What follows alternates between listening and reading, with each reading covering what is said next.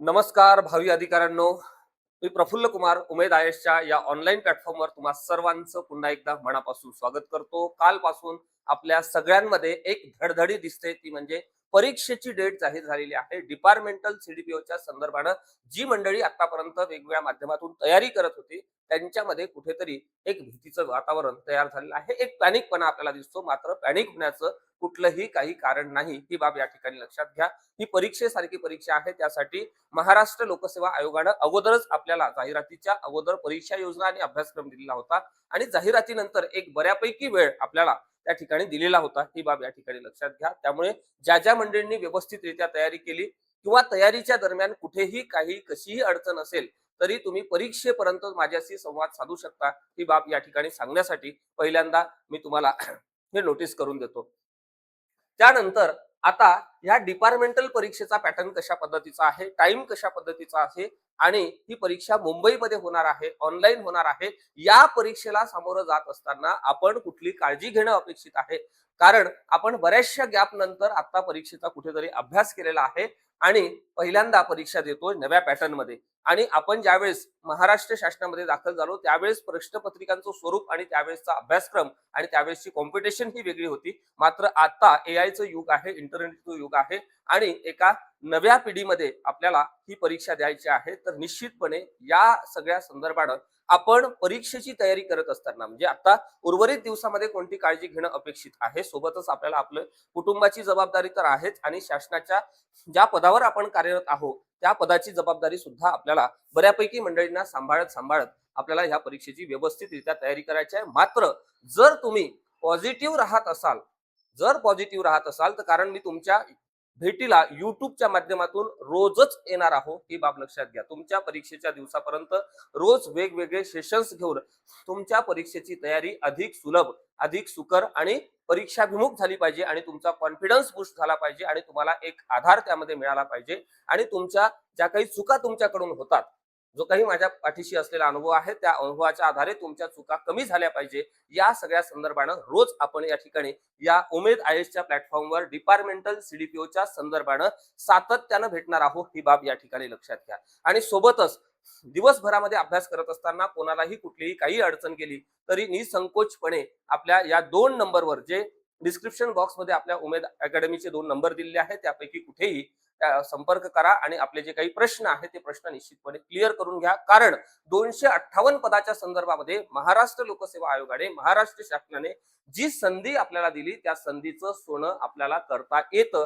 फक्त तुम्ही सकारात्मक पद्धतीनं या सगळ्या घटनेकडे पहा, या सगळ्या परीक्षा पद्धतीकडे पहा, उर्वरित वेळांकडे पहा. आता माझ्याकडे वेळ नाही आहे किंवा या कमी दिवसामध्ये मी काय करणं अपेक्षित आहे, यापेक्षाही की कमी दिवसामध्ये भरपूर कसं करता येईल, ओके, याकडे जर आपण लक्ष दिलं तर मला असं वाटतं की ही परीक्षा तुम्हाला निश्चितपणे टॅकल करता येते. त्यातल्या त्यात बरेचशी मंडळींची रिक्वेस्ट होती की डिसेंबर महिन्यामध्येच, म्हणजे ज्यावेळेस नोव्हेंबर महिन्यामध्ये जाहिरात आली त्यानंतर आपण डिसेंबर महिन्यामध्ये बॅच लॉन्च केली आणि बॅचच्या माध्यमातून एक बऱ्यापैकी सिलेबस आपण कव्हर करून दिलेला. ज्यांना आताही असं वाटते की आपल्याकडे ऑर्गनाइज लेवलवर काही नाही आहे त्यांनी निश्चितपणे बॅचचा लाभ घेऊ शकता. मात्र तो सगळा ऑप्शनल आहे. तुमच्या विचारांती तुम्ही तो निर्णय घ्या की त्या ठिकाणी सगळ्या पीडीएफ नोट्स बऱ्यापैकी आपण कव्हर करून दिलेले आहे आणि बऱ्यापैकी लेक्चर्स कव्हर करून दिले आहे, बऱ्यापैकी टेस्ट सिरीज कव्हर करून दिलेली आहे.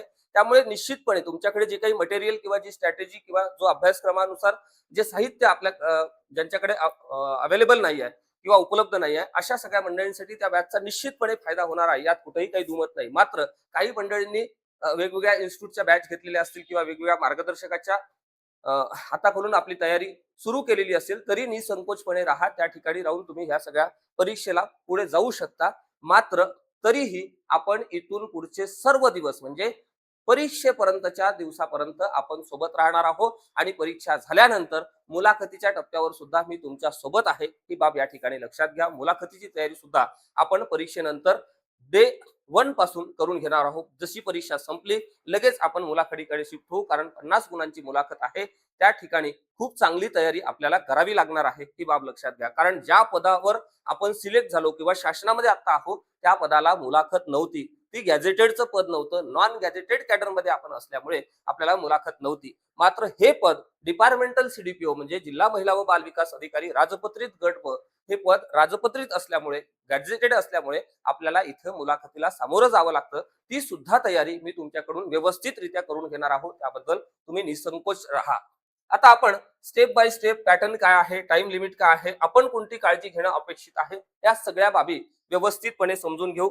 ज्यांना या बाबतीमध्ये माहिती नाही आहे अजूनही, त्यांच्यासाठी हे मी इथे फ्रेम लावलेली आहे की काल म्हणजे 15 एप्रिल 2026 ला एक नोटिफिकेशन काढून महाराष्ट्र लोकसेवा आयोगाने आपल्याला सांगितलेलं आहे की आपली जी परीक्षा आहे ती 14 मे ला आहे आणि या परीक्षेचं जे केंद्र आहे ते मुंबईमध्ये आहे.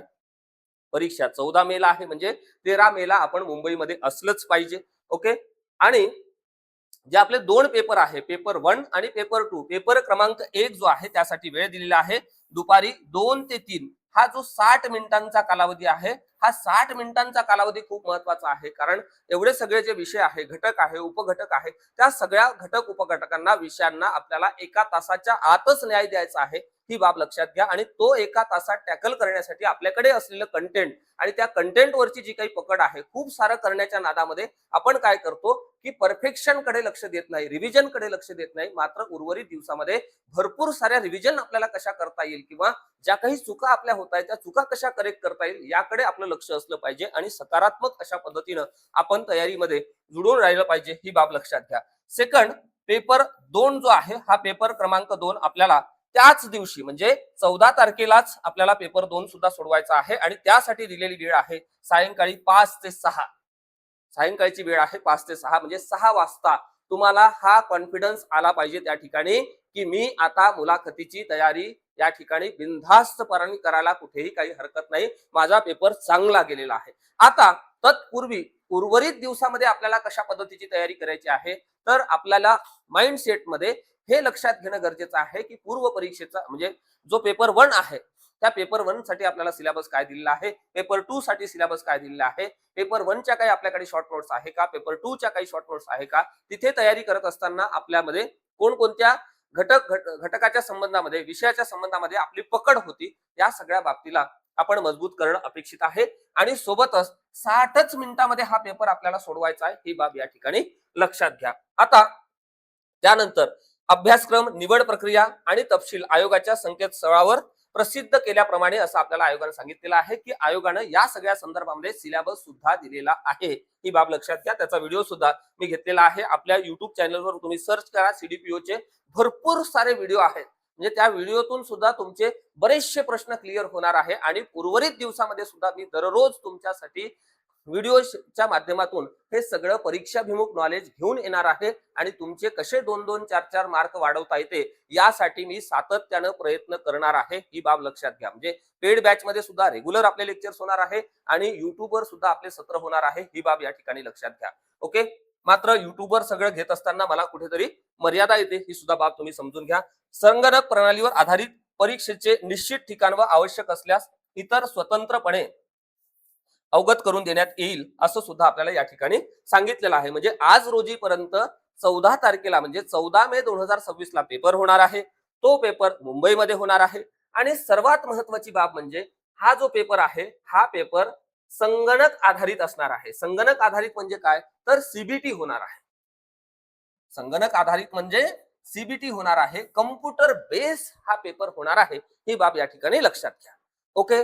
आता कम्प्युटर बेस पेपर कोण कोण घेतं, कशा पद्धतीनं होतं, त्याचं स्वरूप कशा पद्धतीचं असतं आणि तो हाताळत असताना म्हणजे कम्प्युटर तर आपण दर दिवशी हाताळतो, मात्र एक्झाम म्हणून कम्प्युटर हाताळणं, एक्झाम म्हणून तो माऊस हाताळणं आणि त्या प्रेशरमध्ये त्या प्रश्नाच्या उत्तरापर्यंत पोहोचणे, ज्याला आपण टेम्परामेंट म्हणतो, त्यातलं जे सातत्य आहे 60 मिनिटाचं ते कसं राखायचं यासाठी सातत्यानं आपला संवाद चालू असणार आहे. याबद्दल कुठेही काही दुमत नाही. ही बाब या ठिकाणी लक्षात घ्या. कारण तुम्हाला जी संधी मिळालेली आहे या संधीचं सोनं करण्यासाठी तुम्ही ज्या पद्धतीचा त्याग करून कष्ट घेत आहे प्रामाणिकपणे, त्यामध्ये मी सुद्धा भर घालतो आहे. ही बाब या ठिकाणी लक्षात घ्या. आता CBT म्हणजे कम्प्युटर बेस्ड टेस्ट. आता कम्प्युटर बेस्ड टेस्ट जे आहे या कम्प्युटर बेस्ड टेस्ट साठी सरकारी पदांच्या संदर्भामध्ये TCS आणि IBPS आणि सोबतच MPSC सुद्धा अशा पद्धतीच्या CBT घेते. आता ह्या CBTचं स्वरूप कशा पद्धतीचं असते आणि ते सुद्धा मी या ठिकाणी तुम्हाला सांगण्याचा प्रयत्न करतो. पहिल्यांदा इथे समजून घेऊ आपण ह्या परीक्षा योजनेमध्ये जो महाराष्ट्र लोकसेवा आयोगाने आपल्याला दिला, ज्यामध्ये लेखी परीक्षेसाठी 400 गुण आहे आणि मुलाखतीसाठी 50 गुण आहे. हे सर्वांना जवळपास मला वाटते माहिती आहे, माहित नसेल तर मी रिपीट करतो. आणि हा जो पेपर क्रमांक 1 आहे, ज्यामध्ये मराठी, इंग्रजी, सामान्य ज्ञान आणि शासनाशी संबंधित निवडक कायदे, म्हणजे पूर्णच कायदे का, तर अजिबात नाही, निवडक अशा पद्धतीच्या कायद्या आणि संस्था हे आपल्याला पेपर 1 मध्ये दिलेला आहे. आणि पेपर 1 साठी आपण जर पाहिलं तर मराठी माध्यमातून हा पेपर होणार आहे, त्यामुळे कोणी चिंता करण्याची आवश्यकता नाही. फक्त इंग्रजीचे प्रश्न हे इंग्रजीतून असणार आहे, उर्वरित सर्व प्रश्न हे मराठीतून असणार आहे, त्यामुळे निश्चिंत राहा. प्रश्नांची संख्या 100 आहे, गुणांची संख्या 200 आहे, म्हणजे प्रत्येक प्रश्न आपल्याला किती मार्काला आहे, 2 गुणांसाठी आहे, ही बाब लक्षात घ्या. आणि आपल्याला दिलेला वेळ जो आहे तो 1 तास आहे, म्हणजेच काय 60 मिनिटं आहे. 60 मिनिटांमध्ये हा एमसीक्यू बेसचा जो पेपर आहे, ज्याला आपण वस्तुनिष्ठ बहुपर्यायी म्हणतो, म्हणजे एक प्रश्न आला त्याला 4 पर्याय आणि दिलेल्या पर्यायातून आपल्याला योग्य उत्तर निवडायचं आहे. आणि निवडताना उत्तर जर आपलं चुकलं तर काय होणार आहे की 1/4 हे काय आहे, निगेटिव्ह मार्किंग आहे. निगेटिव्ह काय आहे, मार्किंग आहे. ही बाब सुद्धा या ठिकाणी लक्षात घ्या. त्यावर मी लवकरच स्वतंत्र बोलणार आहोत की तिथे काय काळजी घेणं अपेक्षित आहे. एखाद्या प्रश्नाचं उत्तर जर तुम्हाला येतच नाहीये तर त्या ठिकाणी काय करणं अपेक्षित आहे, असे सुद्धा प्रश्न मी दर दिवशी तुमच्यासाठी घेऊन येतोय. त्याबद्दल तुम्ही निश्चिंत राहा. जेवढी तुम्हाला तुमची काळजी आहे त्याहून जास्त किंबहुना तेवढीच काळजी मला सुद्धा आहे. पहिल्या दिवसापासून मी तुम्हाला शब्द दिलेला आहे, ही बाब लक्षात घ्या. सेकंड पेपर जो आहे तो पदाच्या कर्तव्याच्या संदर्भात असलेलं ज्ञान आहे ते तपासण्यासाठी आहे आणि हा सुद्धा पेपर मराठी माध्यमातून होणार आहे. इथेही प्रश्न 100 असणार आहे आणि इथे सुद्धा गुण जे आहे ते 2 आहे आणि इथे सुद्धा 60च मिनिटं आहे. म्हणजे काय तर 1 तासातच तुम्हाला हा पेपर सोडवायचा आहे आणि या प्रश्नपत्रिकेचं स्वरूप सुद्धा एमसीक्यू बेस्डच आहे. म्हणजेच काय तर एक प्रश्न आणि 4 पर्याय त्याला दिलेले असणार आहे. ही बाब या ठिकाणी लक्षात घ्या. मला वाटते इथपर्यंत तुम्हाला सर्वांना क्लिअर झालं. ओके, ज्यांना माहिती आहे त्यांच्यासाठी सुद्धा हे रिपीट मी केलेलं आहे. याचं कारण असं की तुमच्या मधला एक जो कॉन्फिडन्स आहे उर्वरित दिवसामध्ये तो मेंटेन ठेवणं, हे यासाठी हा आपला प्रयोग आहे. ही बाब लक्षात घ्या. त्यानंतर इथे जो निगेटिव्ह मार्किंगचा विषय आहे, तुम्ही आता शासनामध्ये काही मंडळी डब्ल्यूसीडी डिपार्टमेंट मध्ये आहे आणि काही मंडळी रुरल डेव्हलपमेंट मध्ये आहे, म्हणजे ग्रामीण विकास मध्ये आहे, ज्यामध्ये विस्तार अधिकारी कृषी असेल, विस्तार अधिकारी सांख्यिकी असेल, विस्तार अधिकारी पंचायत असेल, जे कुठले पद आहे जे शासनानं अलाव केले होते ते सगळे पदावरचे मंडळी ज्यांची सेवा 7 वर्षापेक्षा जास्त झालेली आहे, असेच सगळे मंडळी आहे. म्हणजे जी लोक ज्यांचे विवाह झालेले आहे, जे आपल्या मुलाबाळांमध्ये, कुटुंबामध्ये आणि आपल्या नातेवाईकांमध्ये, परिवारामध्ये खुश आहे आणि आपले ज्या ठिकाणी आपलं डेजिग्नेशन आहे किंवा जिथे नोकरी आहे तिथे व्यवस्थितपणे काम करून आपलं रुटीन व्यवस्थितपणे पाळत आहे, असेच सगळे मंडळी आता ह्या परीक्षेसाठी आहे. मात्र त्यामध्ये काही लोकांनी थोडी अगोदर तयारी सुरू केलेली होती. याचा अंदाज असा की आपण ज्यावेळेस बॅचला सुरुवात केली होती, एक बऱ्यापैकी मंडळींनी आपली बॅच परचेस केली आणि बॅचच्या माध्यमातून बऱ्याचशा मंडळींना मी सातत्यानं बोलतो आहे, सातत्यानं गाईड करतो आहे, सातत्यानं अलर्ट करतो आहे आणि त्यांचा बऱ्यापैकी भाग हा कव्हर करून घेण्याची जबाबदारी मी घेतली आणि तो करूनही दिला. त्यांचा त्या ठिकाणी कॉन्फिडन्स सुद्धा निश्चितपणे वाढलेला आहे. मात्र उर्वरित दिवसात सुद्धा आपल्याला बॅच हवी असेल तर निश्चितपणे त्या ऍप्लिकेशनवर आपण सूट सुद्धा दिलेली आहे आणि एक फास्ट ट्रॅक बॅच सुद्धा लॉन्च केली आहे. तेही मी तुम्हाला पुढे सांगतो की त्या फास्ट ट्रॅक बॅचचं स्वरूप कशा पद्धतीचं आहे आणि टेस्ट सिरीजचं सुद्धा सांगतो. इथे 1/4 म्हणजे 0.25 मार्क हे काय होणार आहे, निगेटिव्ह होणार आहे. ही बाब या ठिकाणी लक्षात घ्या. म्हणजे प्रश्न आहे 100 काय केले, सोडवले. 60 किती आले, बरोबर आले. 40 काय झाले, चुकले. 40 काय झाले, चुकले. मग हे जे 40 चुकलेले आहे, ह्या 40ला 4 1 4 4 10 40 म्हणजे किती 10. आपले बरोबर किती आले होते, बरोबर आले होते 60. मग या 60 मधून मी किती मायनस करतो, 10 मायनस करतो. म्हणजे माझे किती बरोबर आले, 50. याला मी काय करतो, 2 ने गुण करतो. म्हणजे मला गुण किती मिळाले, 100. कितीचा पेपर सोडवला, 100चा पेपर सोडवला. 100 प्रश्न सोडवले, 40 प्रश्न माझे चुकले. बरोबर आहे. दुसऱ्या टप्प्यामध्ये असं होत असते की या ठिकाणी 100 प्रश्न सोडवले, बरोबर आहे. 80 प्रश्न बरोबर आले, 20 प्रश्न चुकले. मग या 20 साठी 20 भागीला किती 4 4 1 4 4 5 20 किती मायनस होणार, 5 मायनस होणार. म्हणजे ह्या 80 मधून जर मी 5 मायनस केले तर किती राहील 75 गुणिला 2 म्हणजे किती 150 गुण. अशा पद्धतीची निगेटिव्ह मार्किंग हे आपल्याला या परीक्षेसाठी लागू आहे.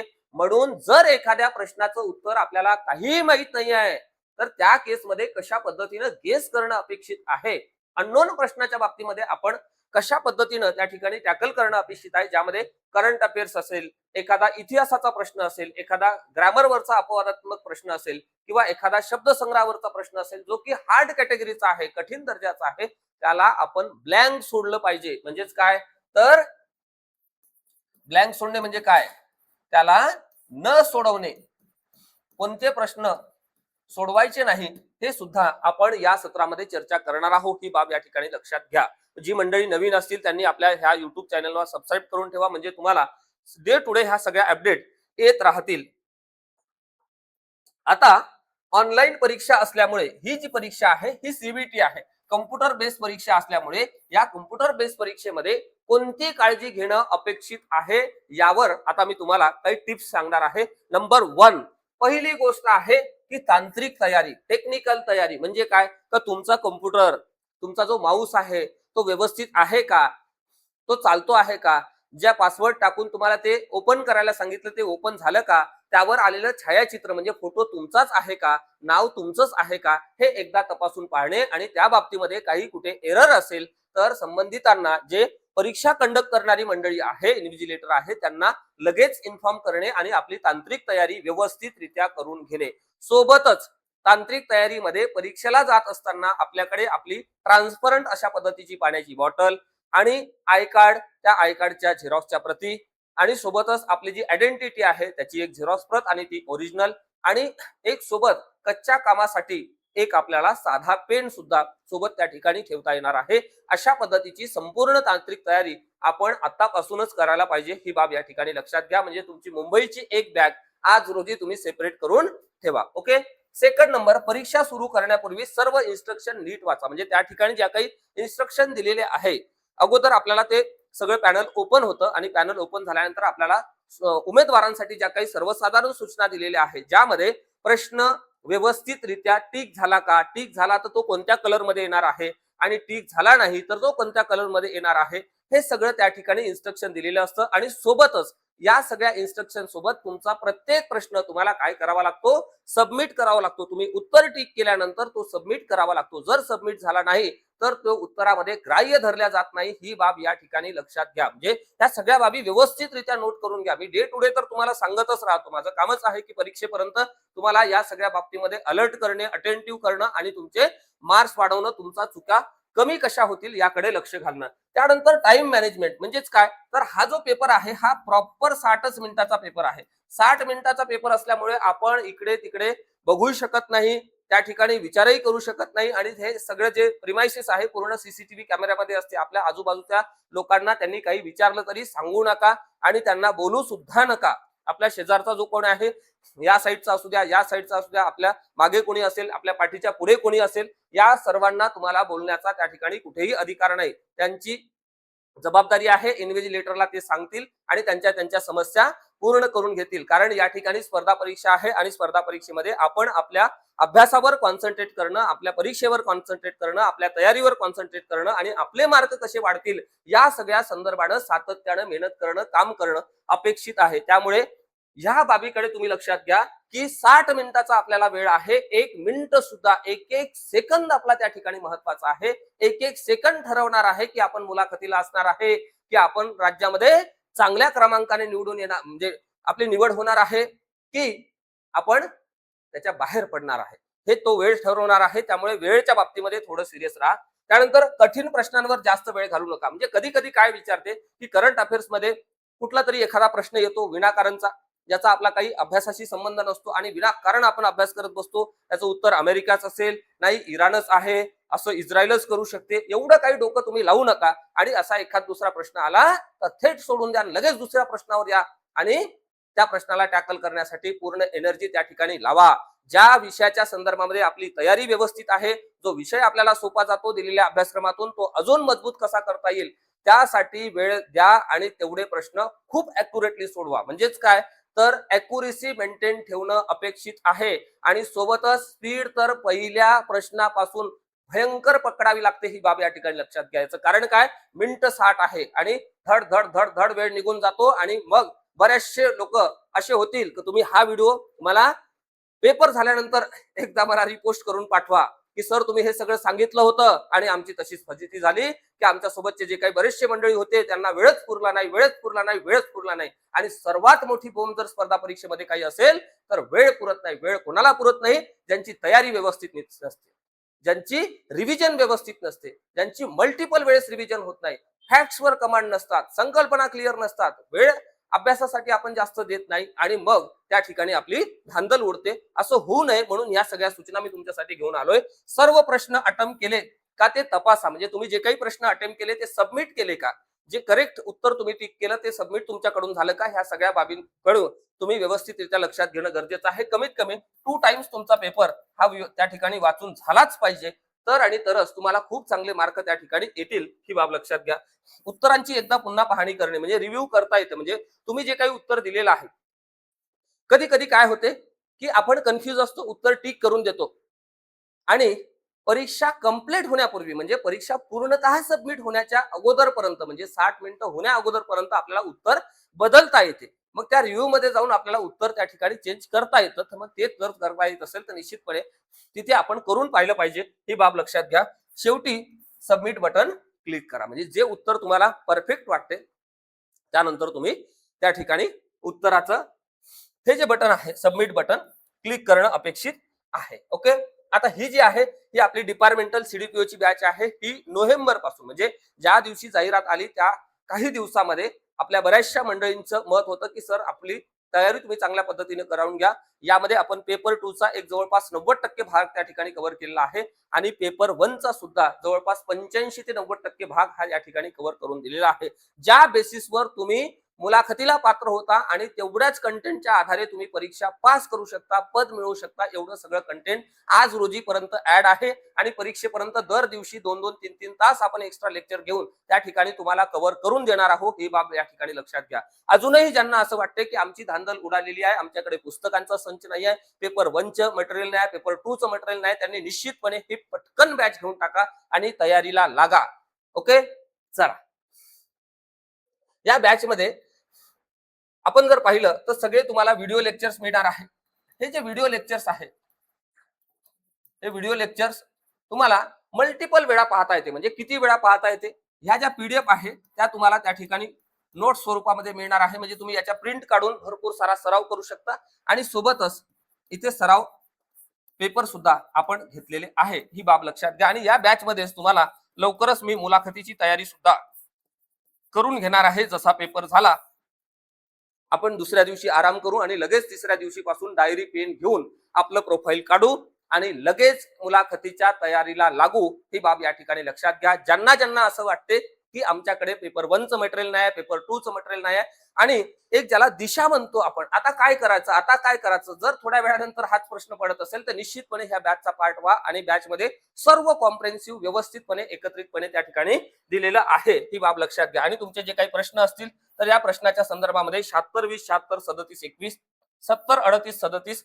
99 90 ह्या आपल्या 2 कुठल्याही ऑफिसच्या नंबर पैकी फोन मेसेज करा आणि आपले जे काही प्रश्न असतील ते त्या ठिकाणी क्लिअर करून घ्या. आणि ज्यांना बॅच घ्यायची नाही आहे असं ज्यांचं वैयक्तिक मत आहे की सर आम्ही सेल्फ स्टडी हे सगळी तयारी केलेली आहे किंवा होऊ शकते असं ज्यांना वाटते आणि ते करत असतानाही तुमच्या ज्या काही अडचणी असेल तर तुमचा एक छोटा बंधू म्हणून तुम्हाला तुमच्या सगळ्या अडचणीमध्ये माझ्या सगळ्या एक्सपिरियन्सचा फायदा व्हावा, जेणेकरून तुमचे 2 प्रश्न वाढावे, यासाठी आपण ऑलवेज या ठिकाणी तुमच्या वेलकम साठी आहो. या ठिकाणी तुम्ही फोन मेसेज करा आणि आपले जे काही प्रश्न आहे, शंका आहे ते पूर्ण क्लिअर करून घ्या. ओके, चला, कारण पुन्हा पुन्हा संधी येत नाही, ही बाब या ठिकाणी लक्षात घ्या. 258 पदांच्या संदर्भात असलेली ही जी पदभरती आहे ही खूप मोठी पदभरती आहे. त्यामुळे तुम्ही सर्वांनी या ठिकाणी काय करणं अपेक्षित आहे, आपले डाऊट क्लिअर करून घेणं अपेक्षित आहे. आता ह्या ज्या ऑनलाईन परीक्षा आहेत या ऑनलाईन परीक्षा कोण कोण घेतं आणि कशा पद्धतीने घेतं मी तुम्हाला या ठिकाणी सांगतो. नंबर 1 टीसीएस ऑनलाईन परीक्षा घेते, त्यानंतर आयबीपीएस सुद्धा ऑनलाईन परीक्षा घेते, त्यानंतर आता एमपीएससी ऑनलाईन परीक्षा घेते आहे. या टीसीएस मध्ये, आयबीपीएस मध्ये आणि एमपीएससी मध्ये नेमका फरक काय आहे? तर टीसीएस न सुरुवातीला हा 25-25 चा पॅटर्न ठेवला, म्हणजे मराठी, इंग्रजी आणि टेक्निकल, नॉन टेक्निकल जे काही प्रश्न आहे हे सगळे प्रश्न असे सेक्शन वाईज ठेवले, 1, 2, 3 आणि 4. म्हणजे कधी कधी इथे समजा 25 प्रश्न दिले, यातले 10 प्रश्न तुम्ही सोडवले, उर्वरित प्रश्न न सोडवता इकडे तुम्ही सेक्शन मध्ये गेलात आणि परत तिसऱ्या सेक्शन मध्ये गेलात, चौथ्या सेक्शन मध्ये गेलात, तर नंतर परत तुम्हाला पहिल्या सेक्शन मध्ये येता येत होतं. मात्र आता टीसीएस न जो अपडेट केलेला पॅटर्न आहे त्यामध्ये अशा पद्धतीचं करता येत नाही. सेम आयबीपीएस मध्ये सुद्धा सुरुवातीला होतं, मात्र आता आयबीपीएसच्या ज्या 2 परीक्षा होतात, काही बँकिंगच्या परीक्षांमध्ये अशा पद्धतीचा पॅटर्न अजूनही लागू आहे, म्हणजे तुम्हाला रिव्ह्यू करता येते, अगोदरच्या प्रश्नावर पुन्हा जाता येतं आणि काही परीक्षांमध्ये हे इकडे जाता येत नाही, ही बाब लक्षात घ्या. आणि महाराष्ट्र लोकसेवा आयोगाने 2023 ला लघु टंक लेखकाची जी परीक्षा आहे ती ऑनलाईन घेतलेली होती. त्या ऑनलाईन परीक्षेमध्ये सुद्धा तुम्हाला स्क्रोल करून पूर्ण प्रश्न वाचता येत होते, ही बाब या ठिकाणी लक्षात घ्या. म्हणजेच काय, ही परीक्षा या ठिकाणी ऑनलाईन आहे आणि तुम्हाला सर्व प्रश्न वाचता येणार आहे, सर्व प्रश्न वाचता येणार आहे, वाचता येणार आहे, ही बाब या ठिकाणी लक्षात घ्या. म्हणजेच काय, तर तुम्हाला अशा पद्धतीचं जे काही स्वरूप आहे ऑनलाईनच्या परीक्षेचं, ह्या ऑनलाईनच्या परीक्षेमध्ये आपल्याला खूप जास्त काळजी घेणं अपेक्षित आहे, ही बाब लक्षात घ्या. परीक्षा ऑनलाईन आहे, परीक्षा मुंबईला आहे, परीक्षा 14 मे ला आहे आणि परीक्षेचा जो वेळ आहे तो वेळ सुद्धा 60 मिनिटांचा आहे, ही बाब या ठिकाणी लक्षात घ्या. आणि याला काय आहे, 1/4 निगेटिव्ह मार्किंग आहे, निगेटिव्ह मार्किंग आहे. म्हणून तुम्ही सर्वांनी व्यवस्थितरित्या तयारी करा आणि ज्या ज्या मंडळींना अजूनही असं वाटते की आमचा गोंधळ उडालेला आहे त्यांनी निश्चितपणे बॅचचा पार्ट व्हा आणि खूप कॉन्फिडेंटली उर्वरित दिवसामध्ये तयारी करा, कारण त्याची आपण फास्ट ट्रॅक बॅच अतिशय माफक शुल्कामध्ये तुम्हाला अवेलेबल करून दिली आहे. टेस्ट सिरीज सुद्धा अवेलेबल करून दिलेली आहे. बॅचचा आणि टेस्टचा तुम्हाला निश्चितपणे भरपूर अशा पद्धतीचा फायदा होणार आहे, ही बाब या ठिकाणी लक्षात घ्या. म्हणजे बॅच मध्ये तुम्हाला पास होण्यासाठी सर्व कव्हर करून दिलेला आहे आणि टेस्ट सिरीजचा सुद्धा जास्तीत जास्त प्रश्न तुमच्या डोळ्याखालून गेल्यामुळे त्याची एक व्यवस्थित रिव्हिजन होईल आणि कॉन्फिडन्स, ज्याला आपण काय म्हणतो, बूस्ट होईल, ही बाब या ठिकाणी लक्षात घ्या. तुम्हा सर्वांना खूप खूप शुभेच्छा देतो आणि आजच्या या सत्रामध्ये मी इथेच थांबतो आणि आपण सातत्यानं परीक्षेपर्यंत, मुलाखतीपर्यंत दररोज युट्यूबच्या माध्यमातून भेटणार आहोत. त्यामुळे जी मंडळी नवीन असतील त्यांना आपला अप्रोच, आपली तयारीचा जो रोडमॅप आहे तो आवडला असेल तर लाईक करा, सबस्क्राईब करा आणि आपल्या ग्रुपमध्ये शेअर करा. आपल्या जास्तीत जास्त बंधू भगिनींना या सगळ्या बाबतीमध्ये क्लॅरिटी द्या आणि लवकरच आपण भेटू दुसऱ्या भागामध्ये काही कंटेंट घेऊन, परीक्षेचा पार्ट घेऊन, परीक्षेचा सिलेबस घेऊन, एक एक घटक तुम्हाला व्यवस्थितपणे मी 30 दिवसामध्ये मजबूत करून देण्याचा निश्चितपणे प्रयत्न करतो. आजच्या सत्रात मी इथेच थांबतो. लवकरच भेटू आपण नव्या भागामध्ये. तोपर्यंत खूप खूप धन्यवाद. All the best.